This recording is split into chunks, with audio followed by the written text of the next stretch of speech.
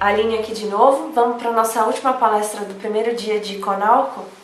A gente está com a Gabriela Bioni agora, nutricionista formada pela UERJ. Ela é mestre e doutora em alimentação, nutrição e saúde pelo PPG da UERJ. Ela é pós-graduanda em nutrição aplicada à gastronomia. Trabalha com pesquisa em alimentação complementar desde 2010 e atua como nutricionista materno-infantil, realizando cursos e atendimentos em domicílio sobre alimentação complementar. Ela tem um Instagram, que é o Comida de Bebê, e hoje ela está aqui para falar para vocês sobre os resultados do doutorado dela. Como nossas crianças estão se alimentando, então ela vai mostrar os resultados do estudo de doutorado dela, que foi realizado com crianças menores de 1 ano, no município do Rio de Janeiro. Eu espero que vocês gostem, tem bastante dado quantitativo, mas é muito importante para a gente entender como está esse panorama da alimentação infantil dentro do nosso Brasil. Tenha uma boa palestra. Boa noite, meu nome é Gabriela Bioni, eu sou nutricionista formada pela UERJ, fiz meu mestrado e meu doutorado também na UERJ, em alimentação, nutrição e saúde. Atualmente eu curso uma pós-graduação de gastronomia aplicada à nutrição. Recentemente abri um Instagram chamado Comida de Bebê. Caso vocês tenham alguma dúvida em relação ao tema ou sobre a apresentação, é só vocês entrarem em contato pelo meu e-mail comidabebê@gmail.com. Bom, o meu doutorado ele foi em alimentação complementar. A alimentação complementar já está na minha vida pelo menos há uns 8 anos e sempre me fascinou muito esse assunto. Além de alimentação complementar, aleitamento materno também sempre foi uma grande paixão. Há uns 2 meses eu descobri o Conalco por meio de um Instagram e eu fiquei super feliz, assim, achei super interessante a proposta, né, de existir um primeiro congresso online sobre esse assunto, que seja gratuito e que possa unir experiências e vivências de profissionais de saúde, de mães, de chefes sobre esse tema da introdução alimentar.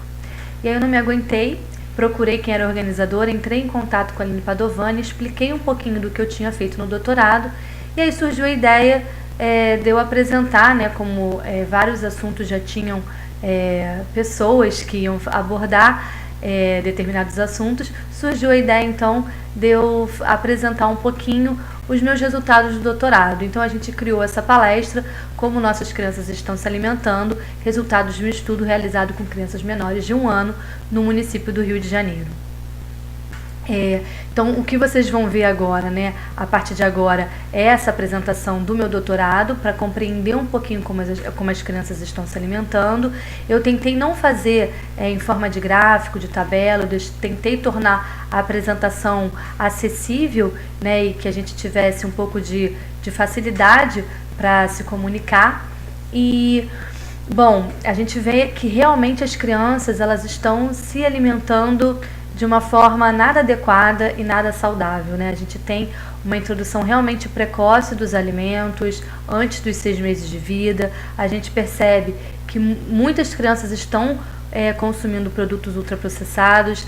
Então eu acho que, de acordo com todo esse cenário, o Conalco ele surge num momento muito legal, né? Ele surge para oportunizar que vários profissionais de saúde, chefes e mães consigam passar a sua vivência e sua experiência para outras pessoas, e eu acho isso extremamente interessante. Então, queria parabenizar a Aline Padovani pelo esse congresso e agradecer de ter permitido que eu participasse um pouquinho dele.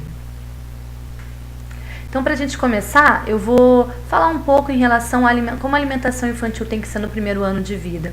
A gente sabe que até os 6 meses o indicado é o aleitamento materno exclusivo e que esse aleitamento materno ele deve ser continuado até os 2 anos de vida ou mais da criança e que a partir dos 6 meses, ou seja, aos 6 meses, haja então a introdução da alimentação complementar.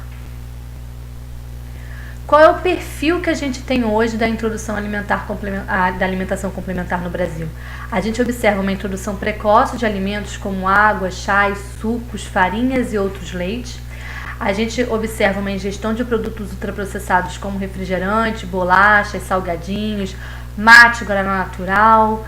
E a gente observa uma inadequação da consistência e da diversidade da dieta.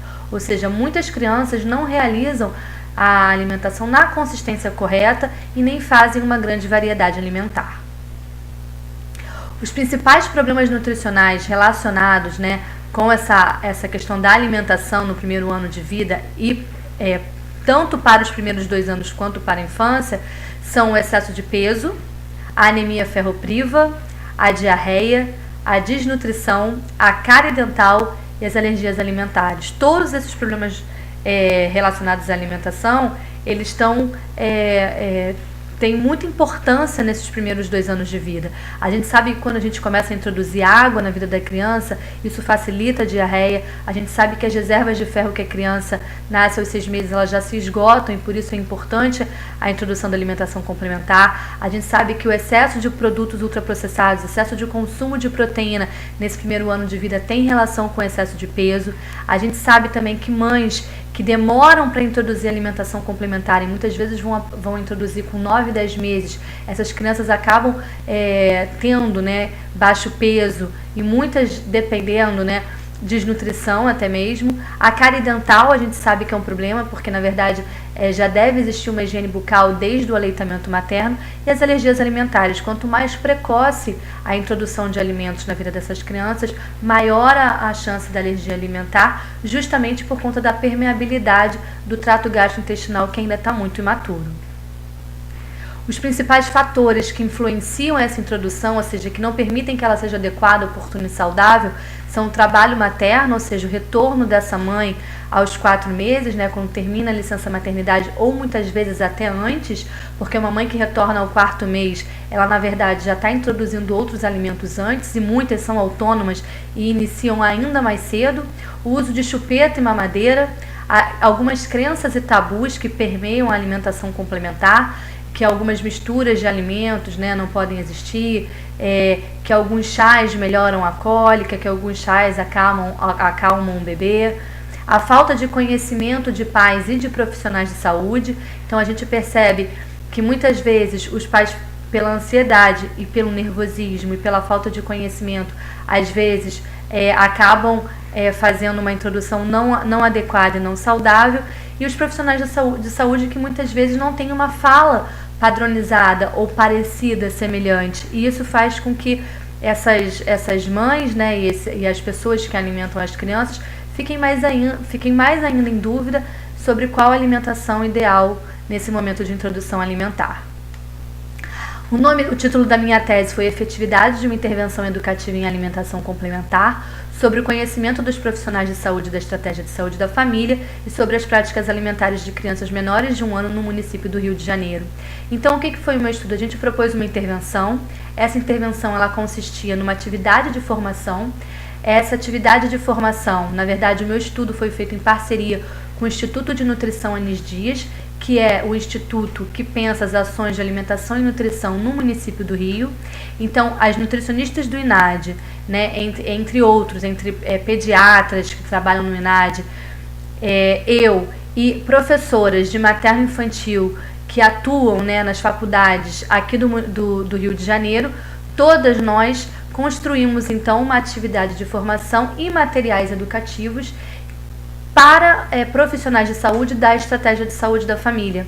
Então, além desses materiais e dessa construção dessa atividade de formação, que a gente construiu uma atividade de formação em torno de 9 horas, que fosse factível, sobre o tema da alimentação complementar, além da gente fazer essa intervenção, a gente ainda observou, após a intervenção, as práticas alimentares de crianças menores de 1 ano do município do Rio de Janeiro, desde a Zona Sul até a Zona Oeste. Foram mais ou menos 480 crianças acompanhadas aos 4 meses, aos 6 meses, aos 9 meses e aos 12 meses. Só para vocês terem uma ideia, a gente fez a pergunta, a gente gostaria de saber o que essa família ofereceu para a criança nas últimas 24 horas, ou seja, no dia anterior. E aí assusta quando a gente vê alguns resultados e imagina que tantas crianças comeram determinados produtos ultraprocessados ou alimentos nas últimas 24 horas. Em relação aos materiais produzidos pelo Instituto de Nutrição Anigias e a equipe, né, a qual eu fiz parte, junto com os professores de materno infantil que atuam aqui no Rio de Janeiro, a gente, junto com os materiais, a gente fez então também os materiais tanto para profissionais de saúde quanto para as mães. E aí eu vou apresentar eles agora. A gente consegue, né, pegar esse material nesse blog do INAD. Caso vocês não consigam, é só entrar em contato comigo pelo meu e-mail, que é comidabebê@gmail.com. Então, em relação aos materiais educativos, a gente fez um material para as crianças, né, menores de 2 anos, amamentadas. Então, a gente vê aí que a gente explica um pouco como deve ser a introdução, um esquema onde a gente apresenta como deve ser essa alimentação complementar, com horários, né, o que deveria ser mais ou menos consumido nesses horários, em relação à quantidade, em relação à consistência, que sempre é uma dúvida das mães, qual é a melhor quantidade, né, com que quantidade começar, qual é a consistência. Então, a gente, na verdade, esse material, ele é destinado aos profissionais de saúde. E essa é a parte de trás desse material destinado aos profissionais de saúde, onde ele fala um pouco dos grupos de alimentos, onde ele explica um pouco como orientar a variação alimentar para que a gente tenha alimentos tanto que prendam como alimentos que soltem o intestino, alimentos que sejam ricos em ferro, em vitamina A, em vitamina C, o que não deve ser oferecido à criança, como preparar e ofertar esses alimentos. E esse material é que foi destinado às mães. E aí a gente observa que a gente tentou fazer um material bem colorido, que chamasse atenção, né, para que as mães conseguissem ler. A gente tentou botar as informações mais importantes e as informações chaves. E aí a gente então trabalhou de acordo com os meses, como vocês podem ver. E esses meses são os meses que tem mudança, ou de introdução dos alimentos, ou em relação à questão da consistência. E a gente imaginou que esse esquema pudesse ficar anexado, por exemplo, na geladeira com o imã, e que fosse de fácil visualização para a mãe. E que o próprio profissional de saúde pudesse usar esse material para fazer suas marcações e suas anotações de acordo com essas faixas etárias, né, esses meses, onde a gente tem alguma coisa que acontece de diferente, que deve mudar ou alterar na alimentação dos bebês. Em relação, então, a como nossas crianças estão se alimentando, eu vou começar falando da amamentação, e aí a gente observa que a amamentação, aos 4 meses, 80% dessas crianças somente são amamentadas. Eu não estou falando de aleitamento materno exclusivo, eu estou falando de ter sido amamentada, então apenas 80% foram amamentadas aos 4 meses. Aos 7 meses, esse valor cai para 73%. Aos 9 meses, 63%, e aos 12 meses esse valor cai para 46%. Então a gente vê realmente que as mães elas não dão continuidade à amamentação no 2º ano de vida. E a gente sabe que o leite materno contribui ainda, né, no 2º ano de vida, com energia, com proteína, com ferro, com vitamina A, né, sem contar a questão do vínculo. Muitas vezes quando a criança adoece, o leite materno é super importante. Em relação ao indicador introdução precoce de alimentos complementares, a gente vê que aos 4 meses, 84,3% das nossas crianças consumiram algum alimento nas últimas 24 horas, ou seja, 84,3% já tinham recebido qualquer tipo de alimento complementar, seja ele líquido ou seja ele sólido. E aí a gente observa que apenas, na verdade, 16%, em torno de 16% é que realmente estavam em aleitamento materno exclusivo. Então a gente observa que a gente ainda está muito aquém em relação ao aleitamento materno exclusivo, que a gente ainda tem muito o que melhorar. Em relação à alimentação oportuna, ou seja, mães que iniciaram a alimentação aos 6 meses, a gente observa que 68,3% dessas mulheres tiveram uma alimentação oportuna. Em relação ao número de refeição adequado, a gente vê que aos 6 meses apenas 58,8% das crianças receberam 3 refeições, ou seja, receberam 2 papas de fruta e uma papa principal, que seria o almoço. Aos 9 meses, onde na verdade já seriam 4 refeições, 2 papas de fruta e o almoço e jantar, isso cai, ou seja, apenas 54% das crianças receberam o número de refeições adequado. Aos 12 meses, apenas 71,4% das crianças receberam também o número de refeição adequado. Então a gente vê que a gente ainda está muito aquém do número de refeição, das crianças realizarem, né, esse esquema com o número de refeições adequados. E esse é o esquema, né, pra gente saber. Aos 6 meses a gente tem 2 papas de fruta e uma papa principal, que seria o almoço. Ao completar os 7 meses entra entra o jantar. E a gente sabe que ao completar 12 meses, essa alimentação já fica com um esquema alimentar próximo ao da família. Em relação à variedade alimentar, a gente observa que aos 6 meses, apenas 12,3% das crianças tiveram uma variedade alimentar, ou seja, pouquíssimas crianças realmente apresentaram na hora do almoço todos os grupos alimentares no seu prato. Aos 9 meses, apenas 30% apresentaram todos os grupos alimentares no almoço e no jantar. E aos 12 meses, apenas 27,9%, ou seja, muito poucas crianças apresentaram uma variedade alimentar no almoço e no jantar. E a gente observa que muitas vezes os mesmos alimentos se repetem e a gente vê muitos pratos onde na verdade batata, macarrão, arroz, feijão e carne, e que a gente não tem uma variedade alimentar, que a gente não observa a introdução de legumes, verduras, frutas. Então assim, vale muito a pena, a gente entender que quanto mais variada a alimentação, mais nutritiva, né, mais nutrientes a gente vai oferecer para essa criança.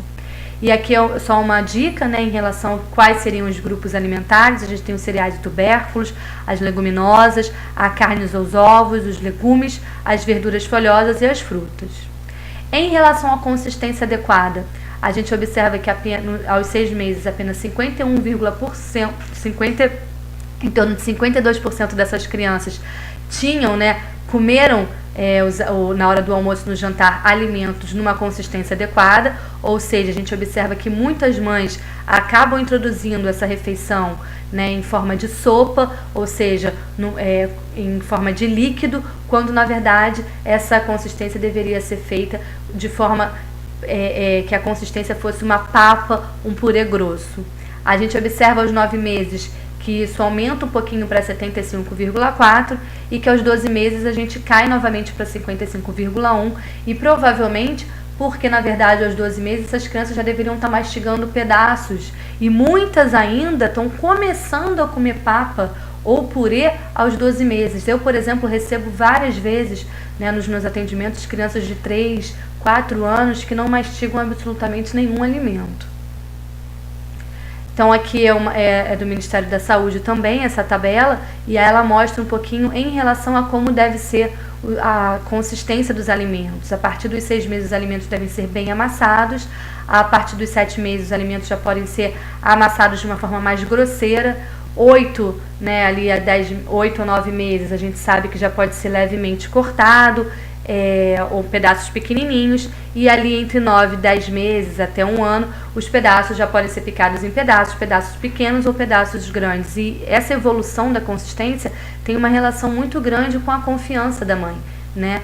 Então é importante que a mãe vá evoluindo à medida que ela percebe que dá para evoluir, né? Que essa criança ela é capaz de comer algo um pouco mais pastoso, um pouco mais sólido. E aqui são em relação às quantidades, como já foi mostrada no material anteriormente. Em relação ao consumo de produto ultraprocessado, aí, gente, vai chamando bastante atenção. Lembra que a gente falou que existe uma introdução precoce dos alimentos complementares? Pois é, aos 4 meses, 18% das nossas crianças comeram algum tipo de consumiram algum tipo de produto ultraprocessado. E aí nós, de acordo com o nosso questionário, juntamos mais ou menos alguns que a gente sabe, né, que as crianças consomem bastante, em torno de 10 a 15 produtos ultraprocessados, e pelo menos 18% das nossas crianças consumiram pelo menos um produto ultraprocessado. Aos 6 meses isso aumentou para 76%, aos 9 meses para 97%, e aos 12 meses caiu um pouquinho, mas continua alto, 86%, ou seja, é muito produto ultraprocessado que é consumido E principalmente isso chama atenção porque é o que eu falei durante a apresentação toda. É o que consumiu nas últimas 24 horas. Então, assim, a gente tem que prestar muita atenção em como nossas crianças realmente estão se alimentando. E o quanto que esse consumo de produtos ultraprocessados vai ser ruim tanto para a infância dessa criança, quanto para a formação do paladar dessa criança, quanto para a formação do hábito alimentar, quanto para a vida dela adulta, né? Em relação a todas as doenças que a gente sabe que já tem relação com a alimentação dos primeiros 2 anos de vida. E aí, só para a gente conhecer um pouco os percentuais de alguns produtos ultraprocessados que são muito consumidos por menores de 1 ano no município do Rio de Janeiro.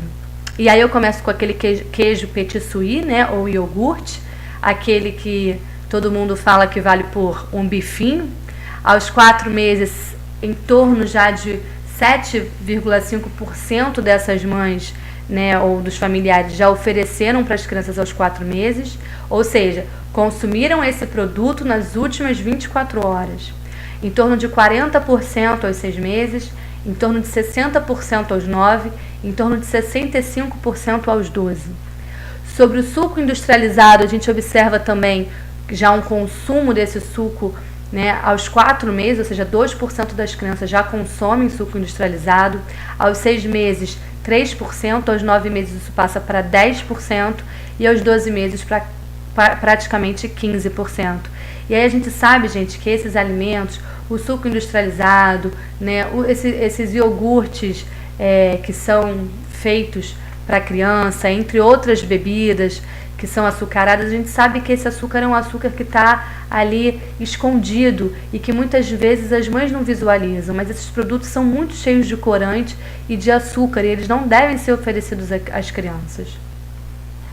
Em relação à bebida à base de soja, né, e aí a gente tem uma que é queridinha, né, que até há algum tempo atrás andou tendo alguns problemas de contaminação. Então a gente observa que já aos 4 meses 2% das crianças já consomem essa bebida, que 3% já consomem aos 6, que isso aumenta para 13% e que isso permanece, aos 12 meses.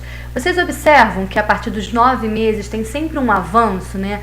Teve um avanço do consumo de produtos ultraprocessados, teve um avanço desses 3 exemplos de alimentos, de produtos que eu acabei de mostrar. E muitas vezes eu fico preocupada, porque como a gente tem aquela orientação que a partir dos 8, 9 meses já pode então consumir a comida da família, mas o que essa família vem comendo? O que essa família realmente está comendo, né?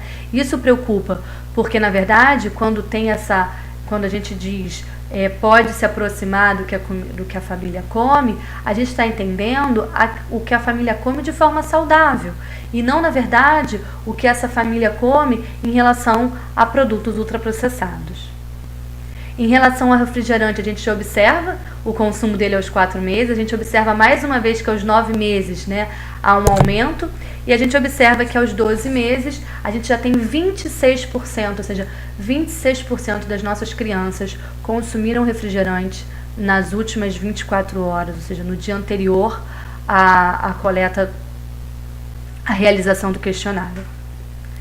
O mate, a gente sabe também que já iniciou aos 4 meses, ele novamente aumenta aos 9 e aumenta mais um pouquinho aos 12. E junto com o mate, com o refrigerante, com o suco industrializado, não está aqui, mas outra bebida que também é muito consumida pelas crianças é o Guaraná Natural. E a gente sabe que esse Guaraná Natural, ele realmente de natural não tem nada, fica só no nome mesmo. O macarrão instantâneo, mais conhecido como miojo, a gente já observa o consumo dele aos 4 meses, novamente um aumento aos 9 e um ligeiro aumento aos 12 meses. A gente sabe que esse macarrão, ele é um macarrão frito, né, que ele na verdade é cheio de gordura, né, que ele tem uma carga, todos esses alimentos, esses produtos ultraprocessados, eles são ricos em sódio, muitas vezes são ricos em açúcar. Então assim, gente, muita atenção ao que estamos oferecendo para as nossas crianças. Biscoito. A gente vê que aos 4 meses, 4,7% das nossas crianças já comem biscoito. Isso aumenta para 42% aos 6 meses, para 74% aos 9, e fica ali em torno de 70 aos 12 meses. E esse biscoito, gente, ele é aquele biscoito que todo mundo acha que ele é um biscoito inocente, que não tem problema nenhum, que é o famoso, né, Maisena, Biscoito Maria, entre outras bolachas desse tipo. Gente, esses biscoitos, eles não são nada saudáveis. Eles também têm, né, aditivos, conservantes, eles também têm uma quantidade de açúcar muito grande. Então, assim, prestem atenção no que vocês realmente estão oferecendo. A gente pode fazer tanta coisa em casa, tem tanto alimento saudável para a gente oferecer. Por que parece que oferecer o biscoito é uma passagem na vida da criança, assim, muito importante? Eu realmente não consigo entender, porque, assim, eu não sou uma pessoa radical, mas para produto ultraprocessado, para criança menor de 2 anos, para mim não tem conversa. Realmente, assim, crianças menores de 1 ano, mais ainda, não tem conversa. É não oferecer mesmo, né? Uma coisa é darem de vez em quando, outra coisa é isso ser um hábito. A gente percebe quando essas crianças consomem esses alimentos, muitas vezes elas ficam salivando para conseguir de alguma forma dissolver aquele biscoito. Então, enfim, dá uma fruta no lugar, né? Já coça a gengiva, já, enfim, faz as funções aí, além de ser muito mais saudável. Bala ou pirulito, a gente também já observa a entrada desses alimentos, a gente sabe do risco da bala, né? Até na questão do engasgo. Então, aos 4 meses já tem, algumas mães ofereceram bala ou pirulito nas últimas 24 horas. Novamente esses valores aumentam aos 9 meses e aumentaram mais um pouco para os 12 meses. Doces também já são oferecidos às crianças, aos 4, aos 6, aos 9 e aos 12 meses. Gelatina ou geleia de mocotó, infelizmente a gente não tem essa informação aos 4, porque a gente esqueceu de colocar no questionário, a gente só lembrou desse alimento, por incrível que pareça, aos 6 meses, graças a Deus que nós lembramos, e nós verificamos então que 26% das nossas crianças já consumiram esses produtos nas últimas 24 horas. Esse valor vai para em torno de 37% aos 9 meses e fica ali também em torno dos 12 meses. E aí, bom, a gelatina, gente, o que mais tem me preocupado, né, além de eu achar que a gelatina não é um alimento infantil, apesar disso ter... Isso é uma crença, por exemplo, né, um exemplo de crença, que gelatina é um alimento infantil. Aquela cor, né, é tudo corante, mesmo os fabricantes que não colocam corantes, a gente tem verificado que além do açúcar, as marcas têm utilizado de 3 a 5 tipos de edulcorantes diferentes. E a gente sabe que não existe uma regulamentação, a gente sabe que não existe uma recomendação, na verdade, segura de adoçante para criança. E essa geleia de mocotó, que realmente ela de forte, de um bom alimento, ela realmente não tem nada também, ela é extremamente açucarada. Em relação ao açúcar de adição, a gente sabe que a gente observa, e isso também é bastante problemático, que 18% das nossas crianças já consomem açúcar de adição, e aí a gente pode fazer um link, né, que a gente sabe que a introdução precoce foi alta, né, ou seja, antes dos 6 meses. Muitas vezes essa introdução precoce ela é feita em forma de suco, de água de chá, mingau, farinha, que muitas vezes são adicionados de açúcar, e por isso talvez o alto valor aí, né, o alto percentual que a gente viu de 18% das crianças terem consumido açúcar nas últimas 24 horas aos 4 meses.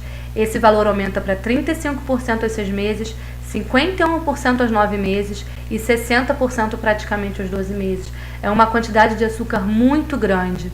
E além desse açúcar, né, de adição, tem todos os outros produtos ultraprocessados aqui falados que também têm açúcar na sua composição e que muitas vezes os familiares ou quem oferece alimentação não visualiza, né, esse açúcar que não é visível aos olhos, mas que ele está ali presente, contribuindo para problemas de saúde, como diabetes, como excesso de peso.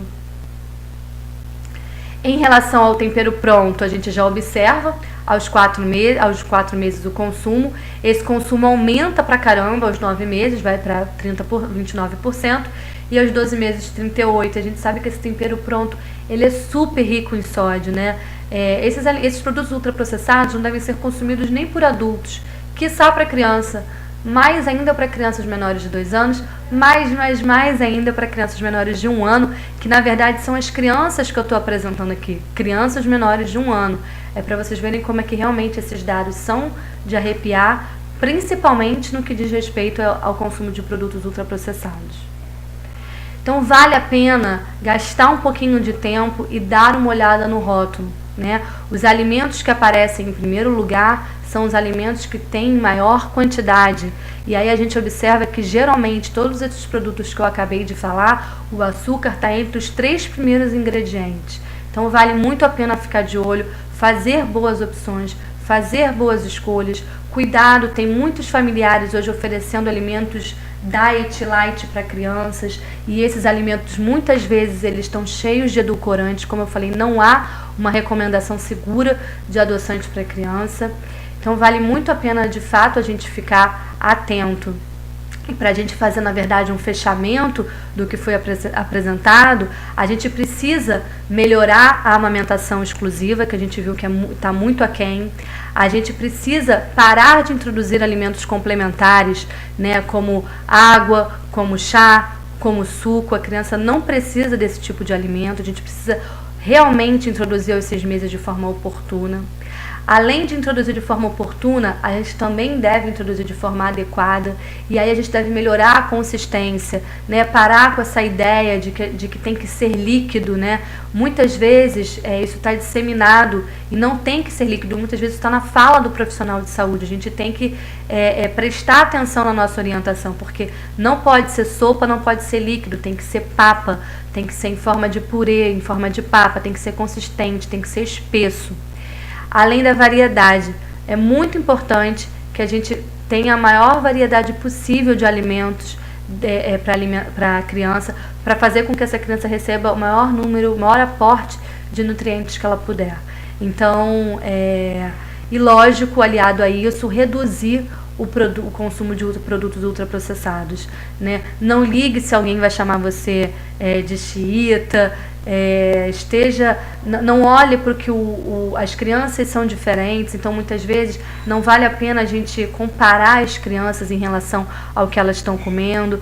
Se preocupe com o que realmente o seu filho está comendo e enfim, ele vai cair no meio social, ele vai cair no social, mas aí ele já tem uma construção da formação dele do hábito alimentar. E lembrando, gente, que os pais são exemplos, né? Um exemplo vale mais do que 1000 orientações. Não adianta a gente fazer a introdução toda certinha dos 6 meses a 1 ano, se depois a criança, ao completar 1 ano, e ela, na verdade, se alimenta por meio da observação também, do que ela vê os outros comendo. Se os pais não comerem, é muito complicado. Ela muitas vezes para de consumir esses alimentos.